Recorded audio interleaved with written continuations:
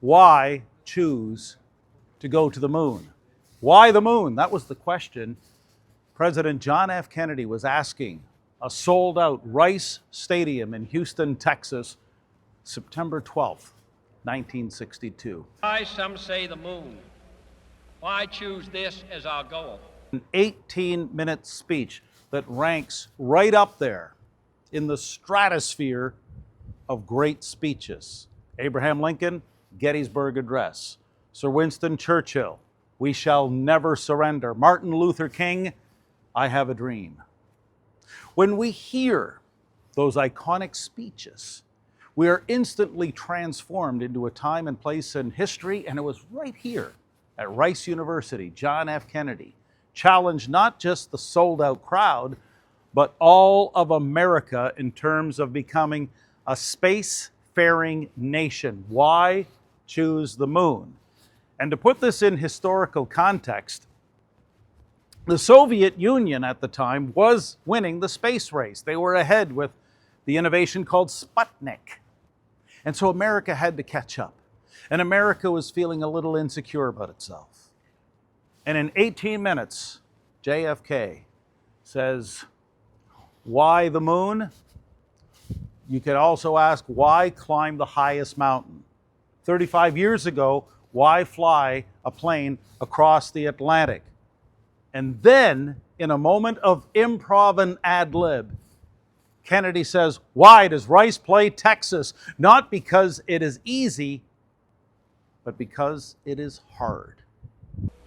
And they may well ask, why climb the highest mountain?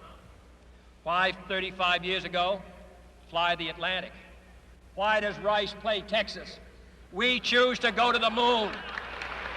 We choose to go to the moon in this decade and do the other things, not because they are easy, but because they are hard. Because that goal will serve to organize and measure the best of our energies and skills. Because that challenge is one that we're willing to accept, one we are unwilling to postpone, and one we intend to win. The moon speech still resonates to this day. On many levels, companies, organizations, for instance, refer to the moon speech in terms of setting very lofty goals. When you look back, you can see how JFK's original commentary sparked something, it touched something in the human spirit that is still being felt to this day. It's about stretching yourself. It's about elevating standards.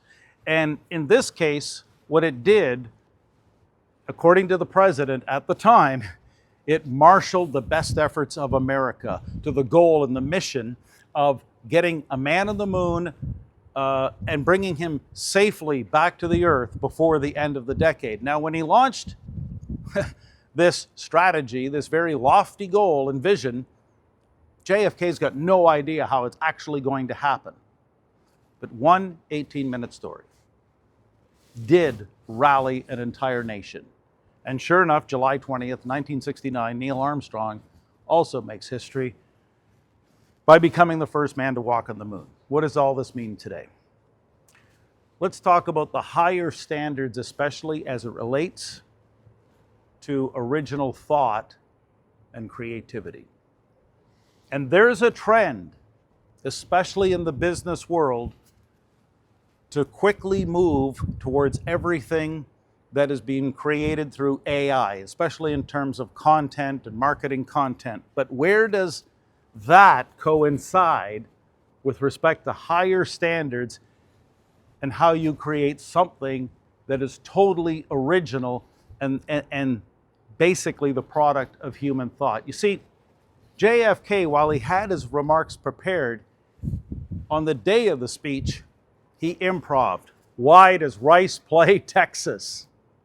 Because he thought, as a football aficionado himself, it would illustrate Rice, the classic underdog, always going up against the college football powerhouse, the Texas Longhorns, to really drive home a point.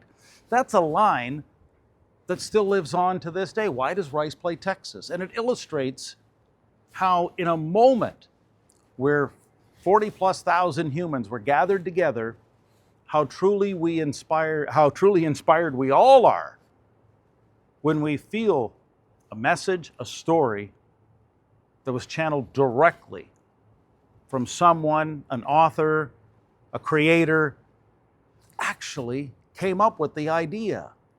So you can go as far back in history as you want. Go back to William Shakespeare. Go back to the great writers, John Steinbeck, Ernest Hemingway, Paulo Coelho, currently Stephen Pressfield, who might be America's greatest living writer, Harper Lee, who wrote To Kill a Mockingbird. You look at Bob Dylan, Bruce Springsteen, lofty standards in terms of original thought, original creativity. And so what we want to ponder and consider is how much of our own birthright, our own ability to imagine and create, how much of that which is truly human do we let a machine take over? What does that say about standards and having, as John F. Kennedy so eloquently described September 12, 1962, having what is now considered the Rice stuff? Why does Rice play Texas? In other words, we do not do these things because they are easy. We do them because they are hard and they will test us to the outer edges of our limits. Time has certainly spoken, and history has been made by the words of one man standing on this football field at Rice University in Houston, Texas. As always, thanks for watching Leaders and Legends, where you never know who you're going to meet or what you'll discover. In Houston, a giant rocket, more than 300 feet tall, the length of this football field, made of new metal alloys, some of which have not yet been invented, on an untried mission to an unknown celestial body, and then return it safely to Earth, re-entering the atmosphere at speeds of over 25,000 miles per hour, causing heat about half that on the temperature of the sun, almost as hot as it is here today, and do all this, and do all this, and do it right, and do it first before this decade is out, then we must be bold. As always, thanks for watching Leaders and Legends, where you never know who you're going to meet or what you'll discover.